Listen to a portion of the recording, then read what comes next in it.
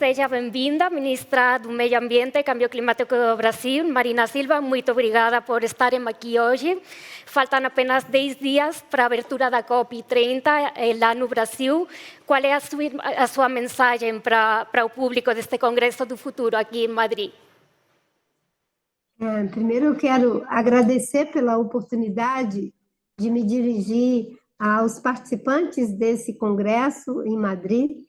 Quero agradecer de modo especial ao secretário-geral ibero-americano, o senhor Andreas Almada, e também ao vice-presidente da Fundação Encontro do Futuro, o senhor Guido Girardi, e agradecendo também meu amigo Cristóvão Buarque, que foi uma das pessoas que foi o mediador dessa possibilidade de eu estar aqui, e a você, Lorena, que está mediando esse debate. De fato, nós estamos agora há pouquíssimos dias da COP30. No dia 6 vai iniciar a cúpula de chefes de Estado, que tem como objetivo abrir os trabalhos, dando uma mensagem para que negociadores, representantes de delegações dos 190 países que estarão na COP30 possam ter de parte de seus chefes de Estado quais são a sinalização nesse momento tão difícil da história da humanidade. Nós já estamos vivendo sobre os efeitos não mais da urgência climática, mas de uma verdadeira emergência climática. Os incêndios que acontecem em várias regiões do mundo, como aqui no Brasil, em Portugal, no Chile, no Canadá, em todas as regiões que são afetadas por esses incêndios, nos Estados Unidos também, e, ao mesmo tempo, isso, às vezes, é ações em outro extremo, como é o caso das chuvas torrenciais que acontece, como tivemos aqui no Rio Grande do Sul. Portanto, a COP30 acontece em um contexto altamente desafiador, quer do ponto de vista dos desafios geopolíticos, quer do ponto de vista da urgência climática. E o que esperamos é que possamos chegar na COP30 com uma forte articulação dos países que sempre ajudaram a liderar essa agenda, para que a gente possa sair da COP30 fortalecendo o multilateralismo climático, mas também com decisões importantes, tanto do ponto de vista da agenda de mitigação, de adaptação, que vai estar no centro do debate, a questão do financiamento climático, que precisa ser da ordem de 1,3 trilhão, e como vamos fazer para que a COP da implementação de fato, possa dar as bases para nos debruçarmos sobre o que já foi decidido, sobretudo em Dubai, que foi a decisão de não ultrapassar 1,5 de temperatura da Terra e de fazermos as transições para o fim do desmatamento e para o fim do uso de combustível fóssil, além de triplicar renovável e duplicar eficiência energética. Obrigada, ministra.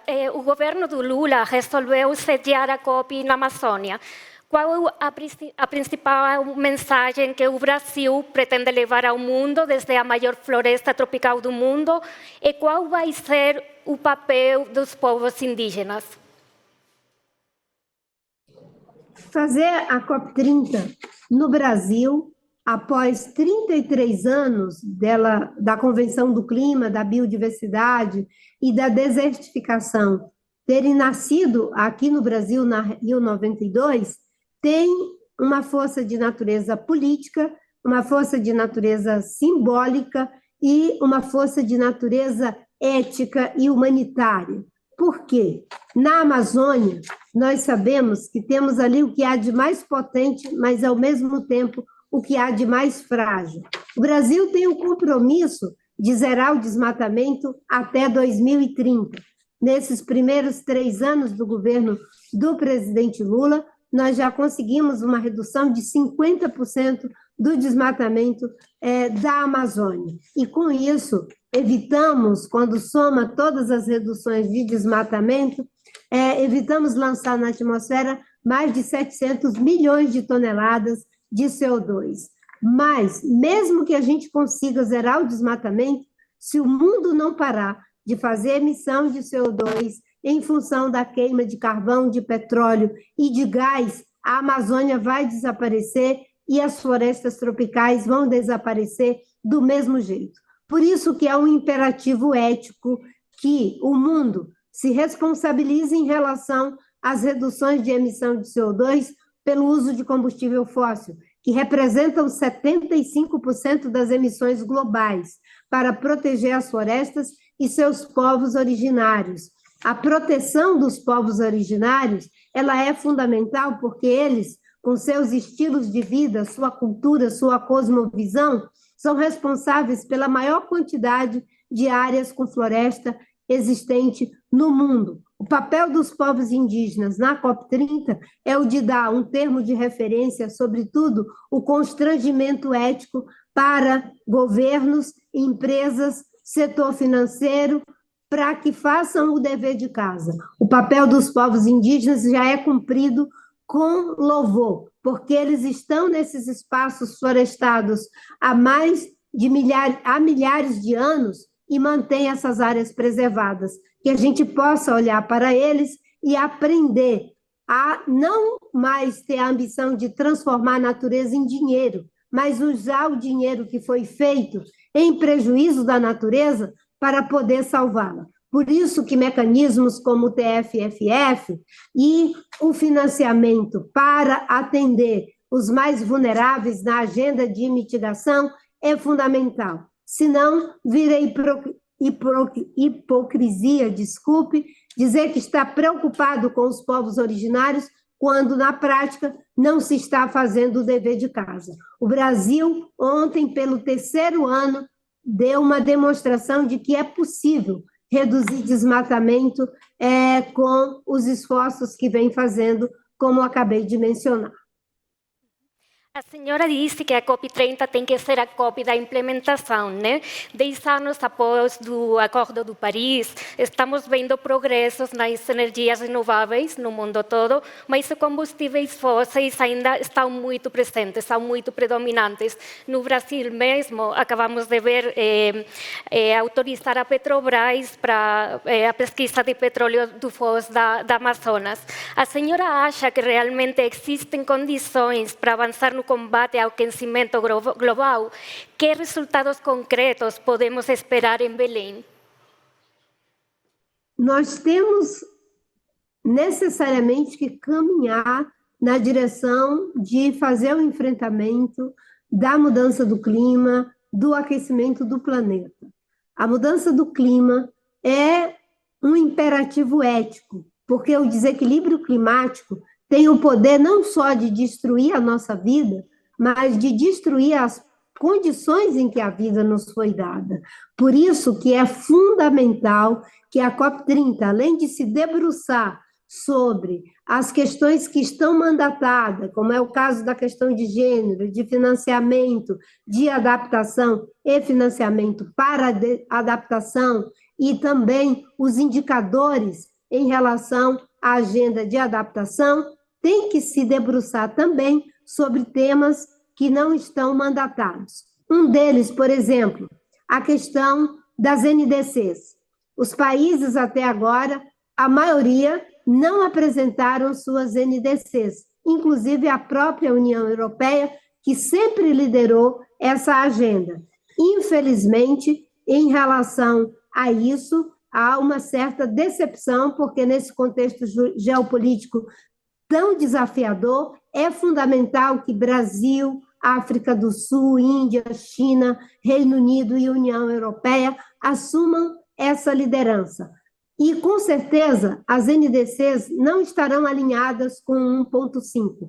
O Brasil tem uma NDC robusta, de uma redução até 2035 entre 59% a 67% de redução de emissão.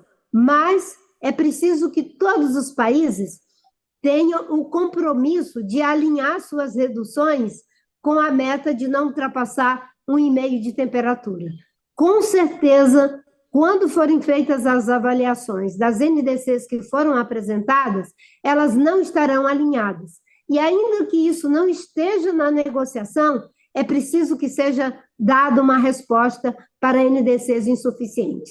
A outra coisa tem a ver com a transição para longe de combustível fóssil, duplicar a eficiência energética e triplicar energia renovável. Nós temos que criar as alternativas para sair da dependência do uso de combustível fóssil. E essa é uma tarefa que já ficou decidida lá em Dubai, que países desenvolvidos lideram essa corrida, países em desenvolvimento vêm em seguida.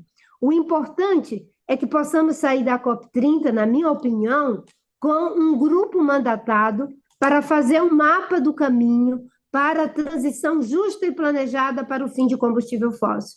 Nesse momento, o Brasil deu a licença para fazer a prospecção de petróleo e terá que se voltar para a governança da margem equatorial e, ao mesmo tempo, para fazer o seu próprio mapa do caminho para sair da dependência do uso de combustível fóssil. O Brasil, diferentemente de outros países, tem grandes vantagens comparativas. Nós podemos ter uma matriz energética 100% limpa do sol, do vento, da biomassa, da água e investir muito em hidrogênio verde. Mas essa não é a realidade de todos os países. Por isso é fundamental nos planejarmos para fazer essa transição.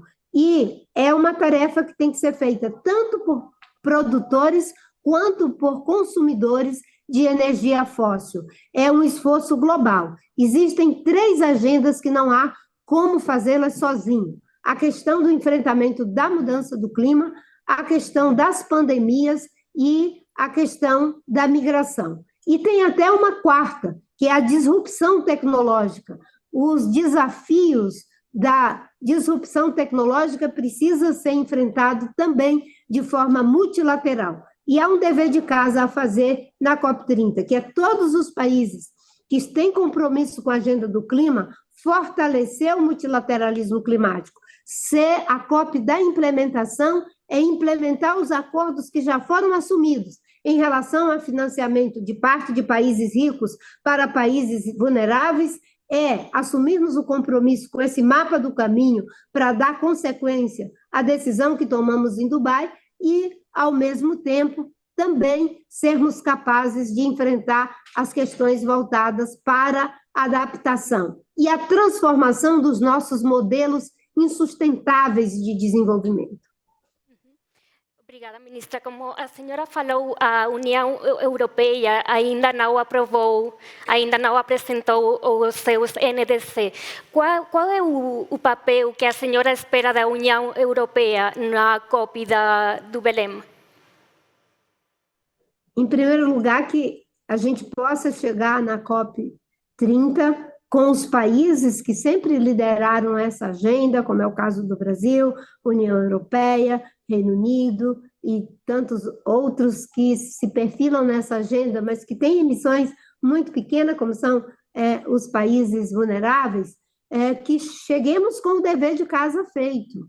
Apresentar as NDCs e que elas sejam robustas, alinhadas com 1.5, é algo que precisamos fazer para poder liderar pelo exemplo. Eu compreendo que estamos vivendo uma complexidade muito grande em termos geopolíticos e essa solidariedade precisa existir entre os diferentes países do mundo, mas tem alguns deveres de casa, algumas ações que não tem como não serem feitas. E, nesse momento, todo o trabalho que precisamos fazer antes de apontarmos uns para os outros, a gente tem que olhar para a gente mesmo e ver onde a gente está faltando e suprir essas lacunas de falta. O Brasil sempre soube que o nosso maior vetor de emissão era o desmatamento. E nós estamos conseguindo romper com essa chaga terrível do desmatamento. Uma redução de 50% no governo do presidente Lula, depois de ter enfrentado o desmonte da política ambiental no Brasil, é um ganho muito significativo. Com essas reduções, tanto na Amazônia quanto nos outros biomas, nós evitamos lançar na atmosfera mais de 700 milhões de toneladas de CO2. E isso é preciso que seja feito por todos nós, cada um nas suas frentes de maior atuação. Como o Brasil pretende articular sua posição junto com outros países da América Latina para fortalecer a agenda climática comum? Nós já temos pontos de convergências culturais fortes em função de todas as ligações históricas que temos. No âmbito da OTCA, tem sido feito um intenso diálogo de como os países da América Latina e Caribe devem contribuir efetivamente com as agendas tanto de mitigação, de adaptação, no enfrentamento das questões que faltam ser supridas em relação ao financiamento climático e também com países que têm similaridades históricas, mas também de sofrimentos, como é o caso dos sofrimentos que já foram vividos pelo Brasil, por Portugal, pela Espanha, horas com enchente, horas com situação de incêndios terríveis, como tivemos aqui no Brasil o ano passado. Então, a nossa agenda de cooperação é uma agenda que vai desde os acordos de cooperação que temos firmado, mas nesse momento fortalecer o multilateralismo climático, e não tem como fortalecê-lo se não formos capazes de traduzir em ação prática, concreta, aquilo que dizemos. O que dizemos tem que ser compatível com aquilo que fazemos. E a verdade é que é preciso destinar recursos para ajudar os países mais vulneráveis. A verdade é que é preciso ter recurso para adaptação, para mitigação e, sobretudo, é preciso que também se faça a cooperação tecnológica. Uma boa parte das soluções já estão prontas, já estão dadas. As respostas técnicas, eu costumo dizer, elas já existem. O que falta é o compromisso ético de cooperarmos entre nós e transformávamos aquilo que chamávamos de vantagem comparativa em vantagens competitivas. Agora, nossas vantagens comparativas não podem mais ser apenas vantagens competitivas. É preciso que elas se transformem em vantagens colaborativas, para que a gente possa cooperar mais, cada um dando o melhor de si naquilo que é mais forte e sendo suprido naquilo que se sente mais vulnerável. Ministra, o Brasil abriga os 60% da Amazônia e desempenha um papel central nos esforços para conter as mudanças climáticas. O governo brasileiro tem anunciado a criação dos novos mecanismos de financiamento para as florestas tropicais. Você falou do TFFF. Como funcionaria esse fundo e quem deveria contribuir para ele? Muito obrigada por essa pergunta. O TFFF é uma arquitetura fantástica que foi pensada pelo Brasil, mas que agora já é compartilhada com 6 países desenvolvidos e 6 países em desenvolvimento, que estão junto no comitê operativo dessa iniciativa. Ele vai ser operacionalizado pelo Banco Mundial e consiste em usar os mecanismos de mercado para criar um fundo global para fazer pagamento por área de floresta protegida, por hectare de floresta protegida. Para cada dólar de doação de países desenvolvidos para esse fundo, nós vamos conseguir alavancar 4 dólares de recurso privado. A ideia é de que possamos chegar a um fundo de 120 bilhões de dólares. Com os rendimentos desse fundo, a gente conseguiria ali algo em torno de 4 bilhões de dólares para pagar por cada hectare de floresta protegida de países detentores de floresta tropical. O TFFF vem ao encontro de um discurso que sempre foi feito por países desenvolvidos, que era o seguinte: sempre se dizia que não bastavam os recursos públicos, que recursos públicos não seriam suficientes, de que era preciso alavancar recursos privados. O Brasil criou uma arquitetura que agora já é de 12 países trabalhando juntos, 6 em desenvolvimento e 6 desenvolvidos, que possibilita que se um país como a Espanha, o Reino Unido, a Noruega, a Alemanha, ou, enfim, a União Europeia, de um modo geral, aportarem recursos para esse fundo, haverá o retorno para o dinheiro aportado, não é doação. Depois haverá o retorno desse recurso. Ele será usado para alavancar recurso privado na ordem de $4 para cada dólar aportado por recursos públicos. O Brasil já aportou $1 bilhão para esse fundo, a Indonésia já se comprometeu de fazer o mesmo, e estamos na expectativa muito positiva em relação à União Europeia, ao Reino Unido e vários países com os quais estamos dialogando. Muito obrigada, ministra. E para finalizar, antes desta entrevista, aqui em Madrid, teve uma fala, um bate-papo do jovem ambientalista colombiano Francisco Javier Vera. A senhora foi uma ambientalista a vida toda, desde que era muito nova, né? Então, para finalizar, eu gostaria de perguntar à senhora que mensagem gostaria de transmitir aos jovens que hoje se mobilizam em defesa do meio ambiente. Eu tenho dito que nós estamos vivendo um momento muito, muito terrível da história da humanidade. Historicamente, são os adultos, os idosos, que se colocam na frente das crianças e dos jovens para protegê-los quando eles se encontram em situação de perigo. Infelizmente, com a mudança do clima e com todas as crises, as múltiplas crises que nós estamos vivendo, Lorena, hoje os jovens, os adolescentes e até mesmo as crianças é que estão se colocando nas nossas frentes para nos proteger do mal que estamos fazendo a nós mesmos, ao planeta e ao futuro dessas crianças e jovens. Portanto, a melhor mensagem que nós podemos dar para os jovens é o nosso trabalho. Nós já falamos muitas coisas que são politicamente muito eloquentes. Agora é transformar o que foi dito em ação concreta.